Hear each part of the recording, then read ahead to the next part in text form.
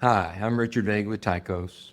President Trump just slapped an added 25% tariff on India, bringing the total to 50%, which was an immediate cause for great consternation there.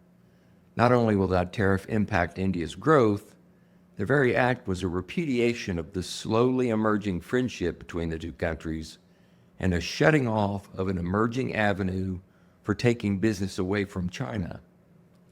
I would remind you that after World War II, it was the Soviet Union that was India's big ally, and America's big effort was to support Pakistan.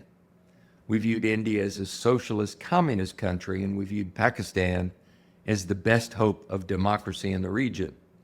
Obviously, our diplomatic efforts here came to very little, as Pakistan emerged as a hotbed for terrorism, and India, which has surpassed China as the world's most populated country, has emerged as a vibrant democracy that is one of the 7 largest economies in the world, by some measures as large as third. And these are the 7 countries that we focus on primarily. Together they constitute over 60% of world GDP, and we think if we know these 7, you kind of know the direction of the world. So how bad will these tariffs hurt India? Well, we are in fact a net importer from India, which puts India in Trump's crosshairs. Over the past 12 months, we imported $99 billion and exported $43 billion. But that makes our trade deficit with them only our 11th largest, at an amount 80% smaller than our trade deficit with China. And even though it has a trade surplus with the U.S., India has a trade deficit with the world, sitting at 2.3% of its GDP. And if we look at goods only, since they will be the ones directly impacted by the new tariffs, they have a massive trade deficit of 7.2% of GDP. India's goods exports contribute comparatively small amounts to its GDP, only 11%, as compared to 18% for China and 20+% for most European countries. And roughly 2.5 percentage points of that is exports to the U.S. So if this total 50% tariff cuts India's exports to the U.S. by 25% or even half, and U.S. consumers and businesses buy elsewhere, production in India would begin to slow due to weakening demand, and it could reduce India's growth rate from 8%, one of the world's highest, to 7% or less. Not catastrophic, but definitely something they would feel. That is, of course, unless the plethora of tariffs brings a global recession.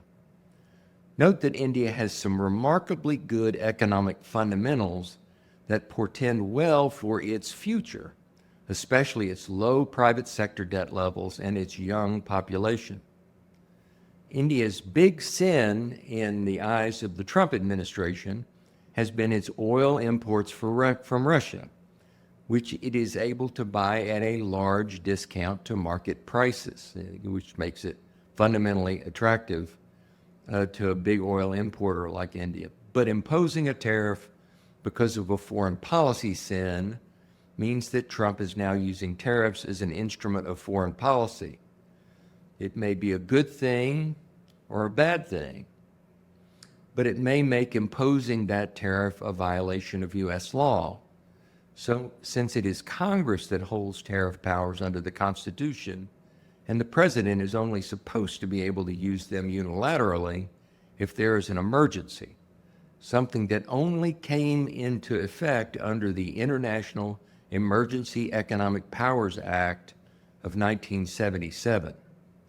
The courts will have to decide the extent of Trump's powers here, and that will likely take an extended period of time.